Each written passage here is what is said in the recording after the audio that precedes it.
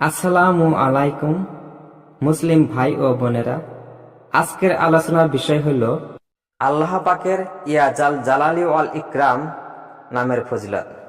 পবিত্র এই নামটি সব সময় পাঠ করলে অন্তরে গভীরভাবে আল্লাহ পাকের মহব্বত সৃষ্টি হয়।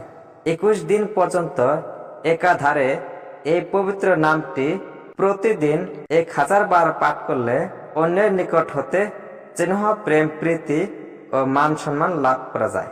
মামলায় জয়ী হওয়ার জন্য এই পবিত্র নামটি 3 জন, 5 জন বা 7 জন অথবা 11 জন লোক একসাথে বসে এই পবিত্র নাম 1,25,000 বার পাঠ করবে। ইহা ফজর কিংবা এশা নামাজের পরে পড়লে তাড়াতাড়ি ফল পাওয়া যায়। এই পবিত্র নাম পাঠ আরম্ভ করার আগে এবং পরে 1000 বার করে এই দুরূদ শরীফটি পড়ে নিতে হয়।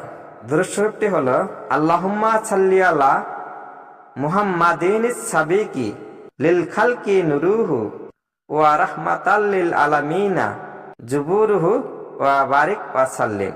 যে লোকের স্মরণ শক্তি কম হয়ে এমন অবস্থা সৃষ্টি হয়েছে যে কোনো একটি কাজ করে বা কথা বলে মুহূর্তেই ভুলে যায়, এমন অবস্থায় এই নিয়মে আমল করলে আল্লাহ পাক তাকে স্বাভাবিক স্মরণ শক্তি দান করেন।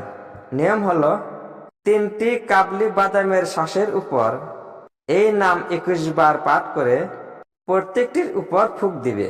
তারপর উহার মধ্যে হতে একটি ফজর নামাজের পর, একটি জোহর নামাজের পর আর একটি এশা নামাজের পর খেয়ে শয়ন করবে। এভাবে একাধারে 21 দিন পর্যন্ত আমল করলে আল্লাহ পাকের রহমতে আবার পূর্বের মতো স্মরণ শক্তি ফিরে আসবে।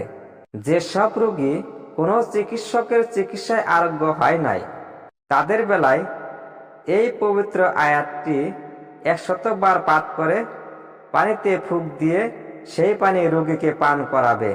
ইহাতে আল্লাহ পাকের রহমতে খুব তাড়াতাড়ি রোগী আরোগ্য লাভ করবে। আয়াতটি হলো ইয়া জাল জালালি ওয়াল ইকরামি বিয়াদিকাল খাইরু ওয়া হুয়া আলা কুল্লি শাইইন কাদির। পরের ভিডিওতে আপনারা শরীয়তের ভিত্তিসমূহ শুনতে পারবেন।